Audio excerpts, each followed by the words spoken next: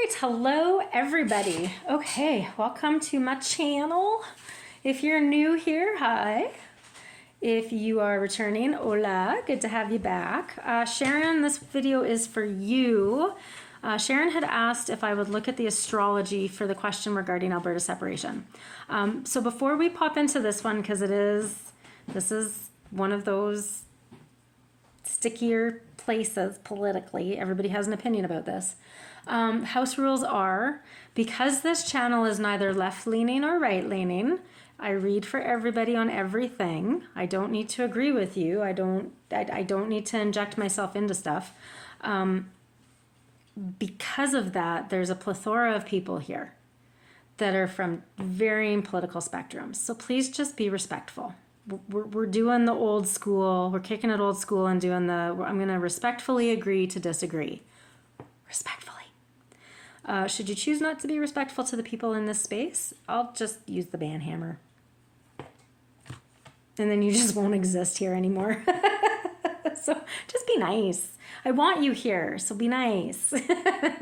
Okay, on the note of Sharon asking a question, that is for anybody.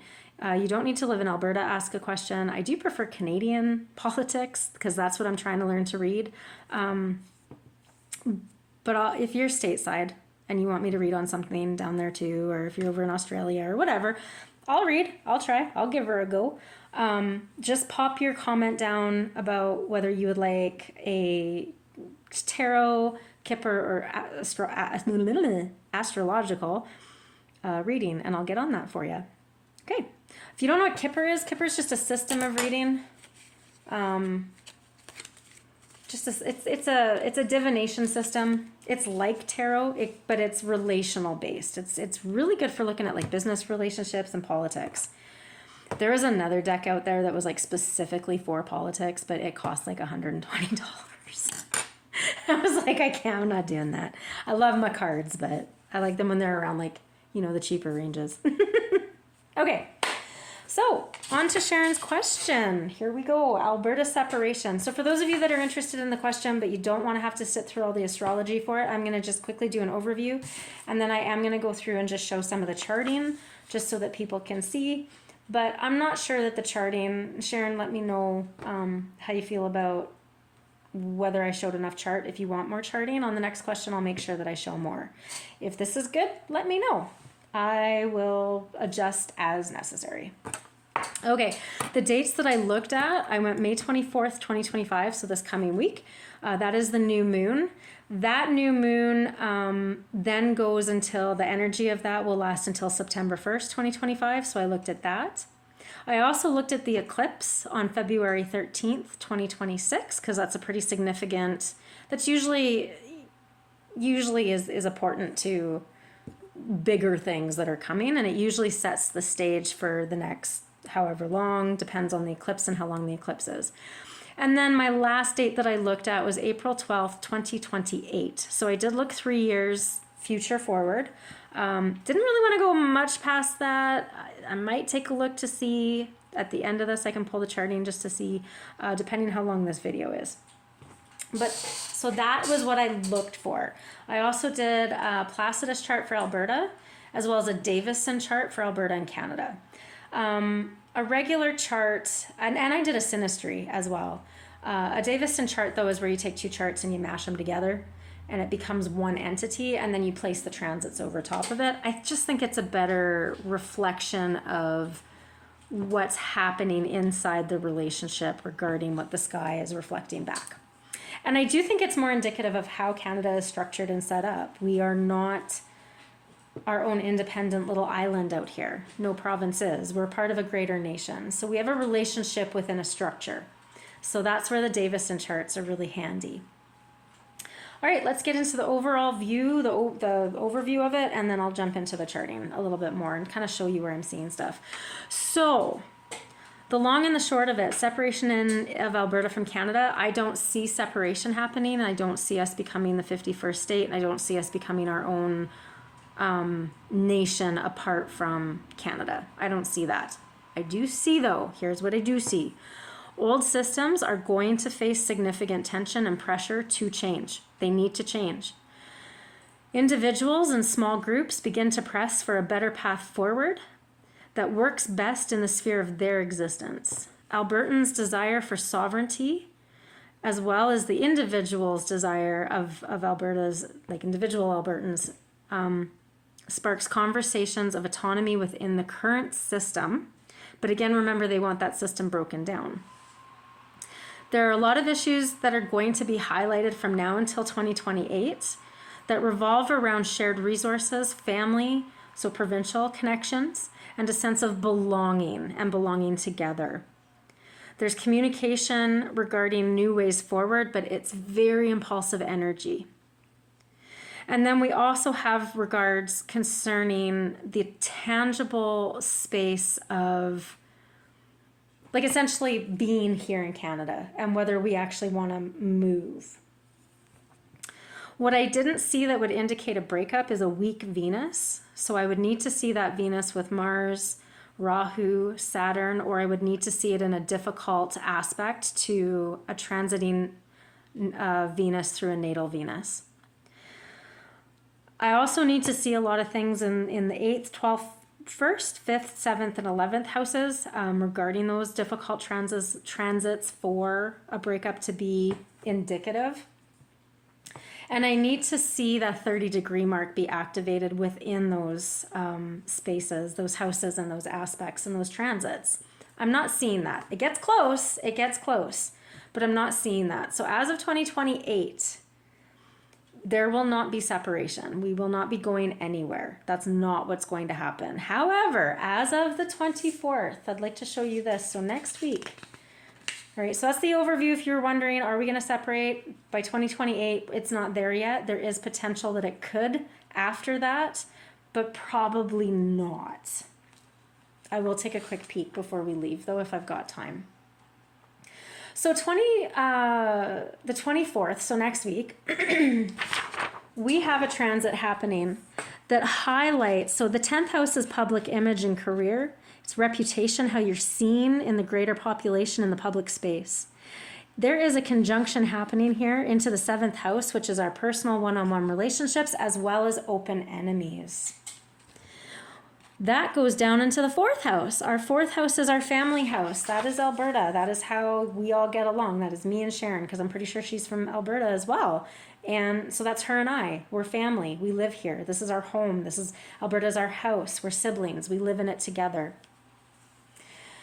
So what is this talking about? Oh, and then we also have, if you want to look too, there is a pretty difficult conversation happening in the 2nd house. So this is our value, our worth, and our resources, up to the 8th house, which is shared resources and overall kind of daily routines and how shared resources are being utilized. So we have some oppositional stuff happening there, as well as we have a 1st house opposition going into 7th house from the natal Venus with Sagittarius all the way over, sitting with Gemini and the Sun in that 7th house. Neptune is also in that 7th house, kind of being weird, as well as we have Mars with Taurus. That's not a bad thing. That means that there'll be some restriction. Mars and Taurus don't really get along. So Taurus is all about slower energy. It's grounded energy. It's rooted energy. It doesn't like big dramatic change. Unlike Gemini, which has a lot of placement in these charts, Gemini does. Now, the 7th house in Alberta's chart is split between Taurus and Gemini. So there's this desire for change, but this slowing of how fast that can happen. Because we have Neptune in there, I do think that what that is speaking to, if we're going to be really, really honest, and I'm again, don't come for the messenger, I think that's speaking to the Indigenous identity issues that are being activated at this point. There is very heavy karmic stuff happening in the 10th house that conjuncts through the 7th, which is that open enemies, down into the 4th. So the 4th house has our north node, and the 10th house has, the 4th house is our south node, and the 10th house is our north node. Those tend to bring up, that's a conjunction. That's a 90-degree angle.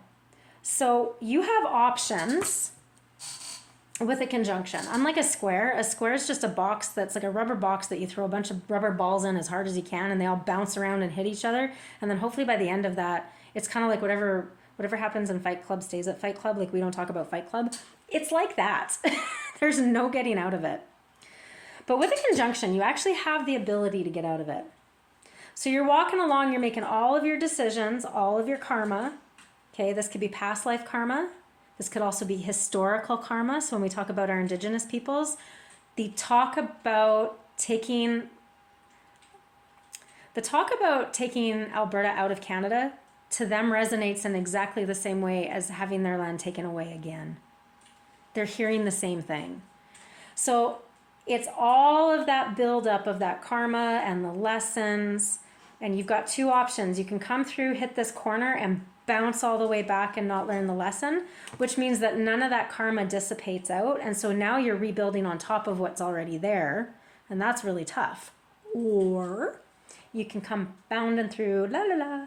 You hit that corner and you can elevate up out of that karma, which clears that karma. All that karma is choices and consequences of our choices. That's all it is. It's not good or bad. Okay. Karma doesn't have that connotation. It's energy. Okay. It can have negative consequences if what you were doing was kind of negative, right? So the negative consequence to this conversation happening with the Indigenous people is that it's activating core wounding that happened as a result of them losing their identity and their culture because of colonialization. Really what we're asking them to accept is more colonialization. They've now started to call the separatists white separatists because, again, that's what they see. They see the white people coming in and trying to take stuff that's not theirs. So we have this open enemy space with Neptune and Mercury and the Sun, but we also have Taurus saying, stop. No, I'm not doing this. And I think that's where you're seeing that butting of heads between the separatist movement and our Indigenous peoples here. All right, so that is on the 24th. And that's just Alberta's transit chart. So this is the energy that we're currently headed into. When I look at the Davison chart regarding Canada, so this is Canada and Alberta's chart put together to create one chart, one entity, because there's only one relationship happening, right? Canada and Alberta, that's a relationship. Transiting on the 24th, you guys can take a quick peek at that, okay? So again, we have some pretty strong opposition. And we have a very significant 1st to 2nd to 7th house conjunction, as well as a 1st house to 7th house opposition. So we have Pluto coming in at 3 degrees with Aquarius at 43 minutes. And that is happening in the 1st house over to the 7th. White Moon Selena's in there with Cancer. So what we have happen with that, Cancer is a very motherly sign. It is a sign that wants to include everybody. It wants to bring healing. And then White Moon Selena is the same thing. Those two fit really well together. It's bringing healing in a non-traumatic way. I love when White Moon Selena is there. So from Canada's perspective, it doesn't want Alberta to leave, is what this is saying. It's saying, listen, I want to hear what you have to say. It's Pluto saying, absolutely, unearth all the things that you want to talk about, all the taboo subjects, all the things that have been pushed under the rug. I want to hear it. Okay? And it's coming over and having that conversation there. With the 1st, 2nd, and 7th house, it's actually a trine is what that is, but there's a conjunction within it. That is sitting over Aries and Mars, not a great placement. Going up to Cancer with White Moon Selena, headed over to Pluto with Aquarius. So when we talk about Aries, that's an individual sign. It's a very forward-thinking sign. And when we have Mars, it wants to fight. It just wants to fight. That's what it wants to do. And it wants to create action via that fighting. So it's like they want to create that issue. There's a fight that needs to happen. They're ready to go and have it, because if they fight it out, then it's done. It's kind of like, you know, the guys way back in the day, my generation, where they'd get mad at each other. They'd go out to the parking lot, beat the living hell out of one another, and come back in, shake hands, and be good to go. It's kind of that energy.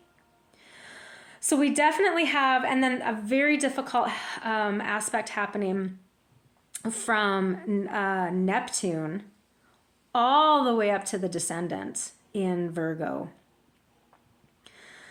And again, we're in the breakup energy of Virgo. It's in that, it's 25 degrees, so it's coming into it. But Aries is way far past it. So yes, it's kind of, you're moving into that energy of like, we want to break up, but you're not actually going to break up, is what it's saying. It's just saying that there's going to be some difficult conversations. We also have Saturn sitting in that second house. So Saturn is all about boundaries, redefining rules, looking at structure and putting different or better structure in. That's having a difficult conversation again with the nodes, and Virgo being retrograded in that 8th house of shared resources. That 8th house of shared resources is pushing the conversation forward of, we need more done for us here, regardless of what our GDP contribution is. So Alberta's GDP, so what we offer to what Alberta's economy offers to the GDP, we only account for about 3 to 4%. So that's both our gas and oil, as well as our agriculture. So gas and oil and ag, only 3 to 4%. Very dependent on the markets because of the oil and gas, right? So there's conversations, you know, looking at this that are talking about, we feel like we deserve more because we give so much. Even though we're not the economic engine, we still feel like we should be getting back because of how much is being taken from us. There needs to be conversation, I think, regarding the economic engine of Ontario and Quebec. They really are what float the country. That's our economic engine. That's who fills our coffers. And I'm not saying that to push back on anybody. That's just facts. That's just the number. Public record, you can go look it up. And when you think about that from even just your own home space, so my husband makes more money than I do. It would be really silly for me to tell him that I'm going to take the resourcing away that allows for him to make the money that he makes, because I want that resourcing so that I can go make money at my new job, which is never going to be able to float the house. That's kind of how Canada views Alberta of, yeah, you're important and you do add to our GDP and it's good and it's important and it's valuable and we love you, but we can't pull resourcing from the 2 provinces that prop us up. They need more infrastructure support than you guys. We're going to send more that way because that's what's paying the bills. That's how Canada's looking at it. Whether that's good or bad, that's how Canada's looking at it. And Alberta is having a conversation about that from that second house up to the 8th, saying, okay, that's fine, but if we're struggling here, you still need to help us, right? That's kind of the feel that I get with that. And that's the conversation that is sparking all the change. Okay. Now we're going to go to 2028. I'm going to take a look at Alberta, and then we're going to look at the Davison chart. This is where I'm not seeing a lot of breakup, but there's tension and movement towards it. I don't think it's going to happen, because I think by the time, and I'll show you in the Davison chart, but I think by the time it hits that 30-degree mark, everything's going to be moved out of the houses that it's in. So then it won't actually, like, it might be at the 30-degree mark, but not in the right house for a breakup. Okay, every house has a theme, right? So like, again, our 10th house, that's our career, our public image, and our reputation. 7th house, individual one-on-one relationships, public-facing enemies. 11th house is hidden enemies. 6th house is groups, right? Everything has, and daily routines. Every house has a theme, and then every sign has themes. Every aspect has a theme, and then every degree mark, whatever decan it's in. There's a lot with astrology. So there's a lot that we look at here. When we're looking at Alberta's transit on April 12th, 2028, we're looking at some pretty difficult things. You can see the square. You can see where there's just a lot of energy that gets very junked up in here. And that has to do with Neptune. Neptune is making it very, very difficult for Alberta at this point to define what they need in terms of sovereignty, what that means, what that expression of sovereignty is. So like the APP party, I don't know if I mentioned it, I can't remember. But if, like what they want, they have their demands, and part of what they want is they want to stay in the CPP and they want to keep their Canadian passports, but they want to have a completely independent nation, province that runs as a nation, right? That would be an expression. I'm not saying I agree or disagree. I'm just saying that's what they're asking for. Don't come for me. This is just information. That would be an expression of sovereignty. And what we see here on the 28th, in 2028 on the 12th is that first house activation with the moon in Scorpio coming up to that public image with a direct disruption with Black Moon Lilith with Pisces. Pisces is an internal sign. It's all about ourselves, our individual self, who we are on the inside. And Aquarius is that, again, that's that bigger energy. This is happening in Pisces. So this is all about self-definition and the expression of sovereignty and the taking of autonomy. When we look at the Davison chart for that one, so pretty much what I see, again, I guess I should go back to this, hang on. Because yes, you know, when we're looking at what houses have to have a breakup in it, they all have some weird aspect in there. But the 11th house is transiting over a natal. There's no transit happening in that house. Second house placement, again, there's stuff happening there, but not in the degree markers. It's headed that way. But if you look, so we got 28 degrees. By the time it hits 30, it's probably going to be in, I'll take a look, but it's probably going to be in the house of communication. So now we're moving out of the breakup houses. The 8th house, we have the descendant sitting again, 28 degrees. That can be a little on the concerning side, although Cancer is not generally a sign that we use to indicate a breakup. So again, I'm just not seeing the things in the chart that I need to see that. But again, it's going to be moving. It's going to be moving. I went to the wrong one. Moving into the 9th. When I look at Cancer or Saturn, and I see where Saturn's sitting in this as well as Jupiter, again, just not seeing, it's happening in the 6th house. So that's not a house that we would use. It's a group house, right?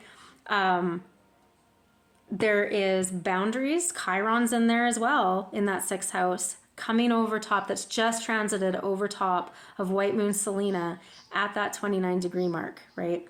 So it's having that conversation about who we are, how we show up, and how the groups are being represented. I do see an 8th to 11th to 2nd house, but again, there's nothing in that 11th house that's transiting. It's just going over the natal. This is all about justice. And this is where I think the Indigenous treaty rights and all of that is going to get looked at. And I do think that that's probably going to be the thing that's the most catered to. Whether you like it or not, I feel like that's probably what's going to happen based on this. We have nodal activity in 9th house for Alberta that going down into the 3rd house. So, and it's retrograded. So there is difficult communicating the needs that Alberta has regarding sovereignty. What I think this might indicate, again, this is just Alberta's chart, this might be where, if enough signatures are given, a referendum is brought. So I am going to say that there's potential for referendum because of those 3rd house to 10th house placements. I think that might be a reality, that we might see that.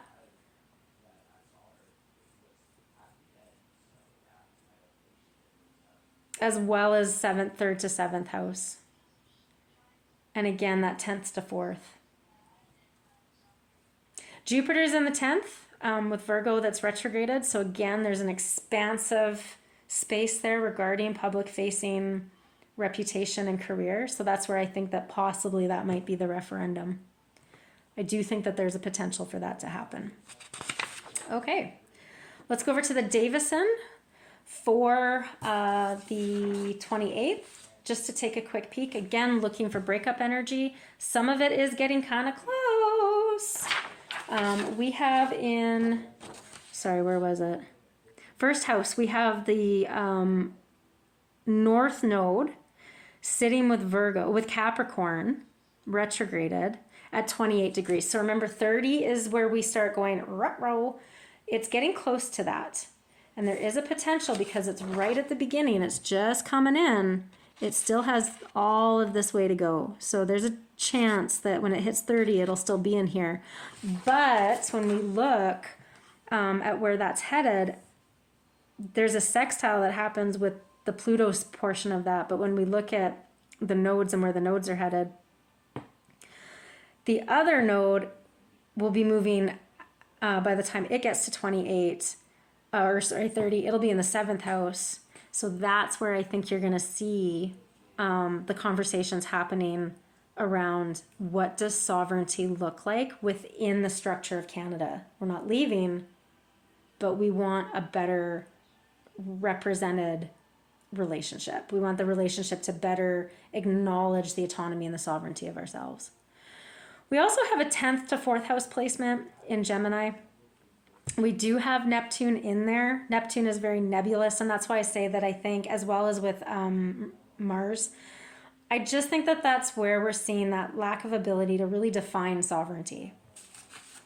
So let me just kind of punch through that really fast. I hope that that kind of helps.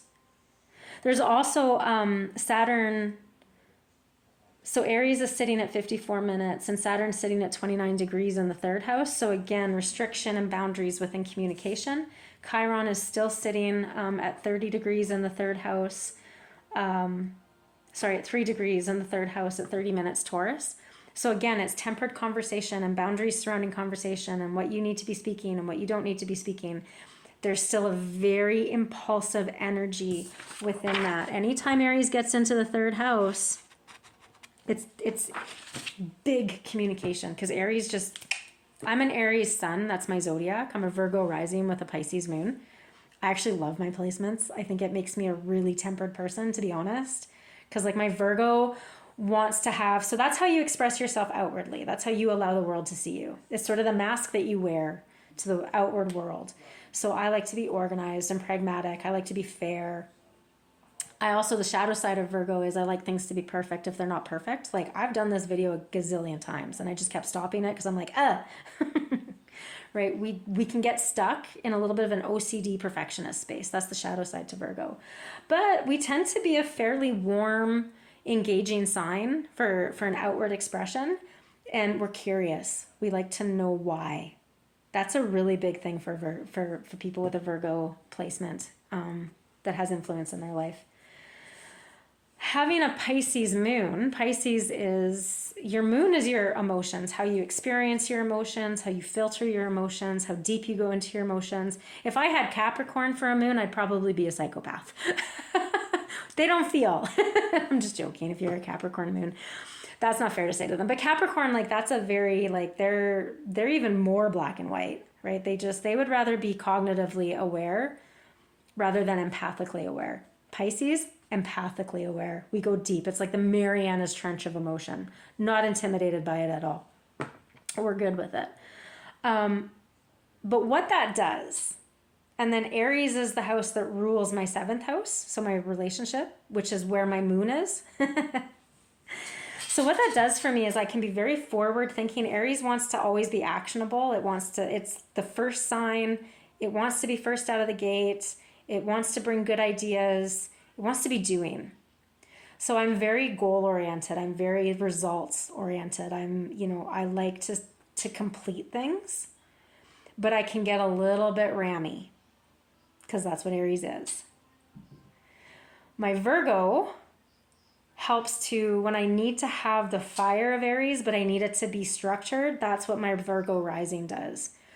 When I need to shut my Aries off because it's being an obnoxious you-know-what, I douse it with my Piscean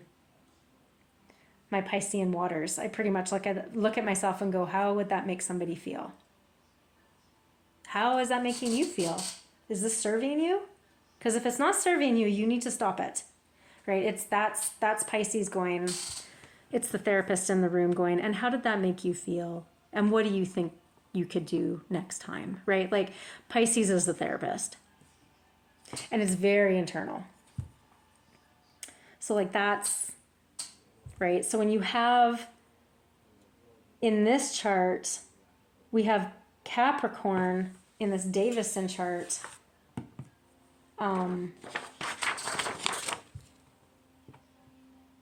With a node. That's a very, very, and it's retrograded.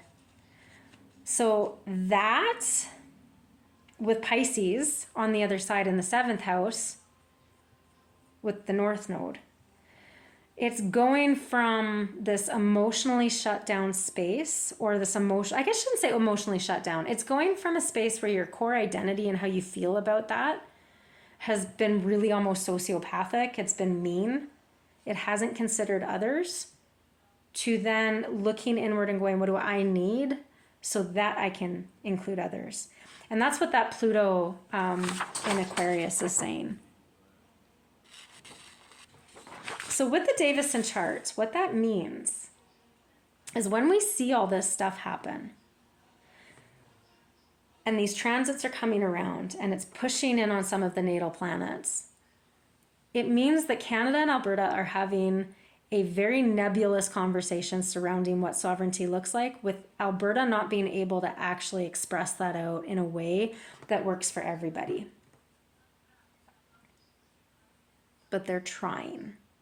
They're really, really trying. They want to get there.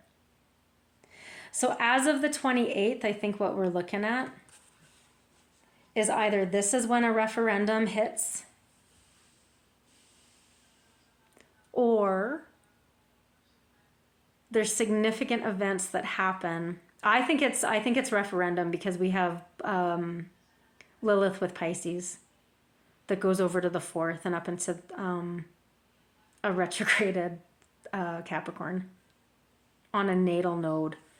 Here, I'll show you guys. Sorry, I just gotta make sure I can find it. As soon as I flip it over, it's just hard, because then I just lose it. Yeah.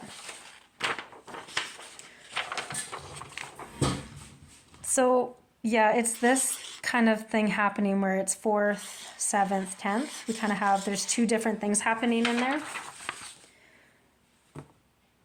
Moon feelings, how we feel about our reputation. Sagittarius is a pragmatic, let's get shit done sign. It, again, very goal oriented. It's fire though, so it can be a little, again, there's impulsivity. Moving over into that 7th house with Leo over the natal moon, like the natal Leo with moon, down into 4th house, which we have Gemini and Mars. I think it's a referendum. Or it's the bringing of the articles to call for one. That's kind of what I think. But I don't feel that I see that any of this is going to go anywhere in terms of an actual separation. So if it is that it's a referendum, it's going to get squashed, or it's not, they're not going to get the support that they need for it. Okay, let's quickly look at, I just want to take a peek at Alberta's natal chart, transiting. Where do we want to go? So April 12th, 2028. Let's go to April, May, June, July, August. Let's go to August.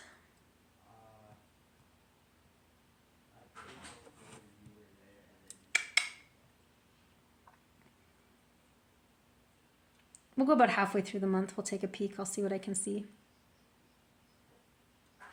Oh, yeah. Okay. So there'll be groups. We've got a 12 to 6 house placement, but it's a sextile. So that's really, really supportive.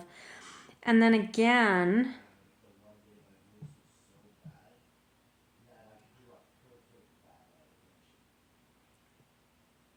yeah, I'm not seeing in this one. 7th house is completely empty. 8th house has Neptune in it with the moon, but we're past the breakup point. And it's not in any sort of difficult aspect. There is a difficult aspect from 8th to 11th. Em, do you want to let the dogs in, please? Is she down here? Em? Nope, she's not. Never mind. To 5th with Neptune. So we have Neptune up from the 5th house. So again, pretty nebulous there. Up to the 8th, and that's got Venus. So that's kind of good. Sitting at a pretty nice space.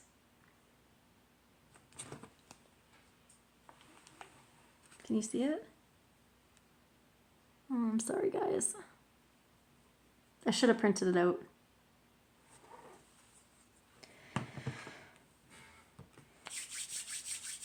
There's a new moon that comes up in August for so it goes April 12th. That's right, and 2028, and then August is where you would see this kind of coming into fruit, like completion. So let's just take a quick peek. Yeah. Definitely our belief systems are going to be pushed in on, but again, that's just like regarding sovereignty. We're going to look at expanding horizons, seeking deeper meaning. What else is there? Shared resources, yeah.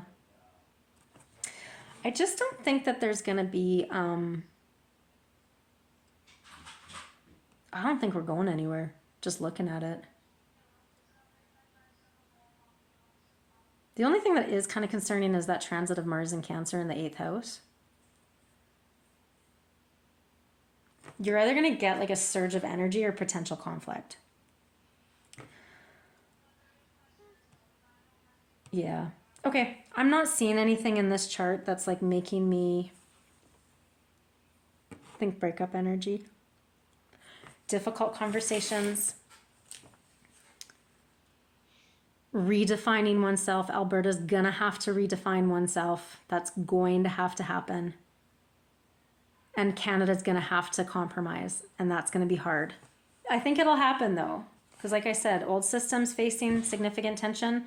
We are busting those down. It is time. It's time.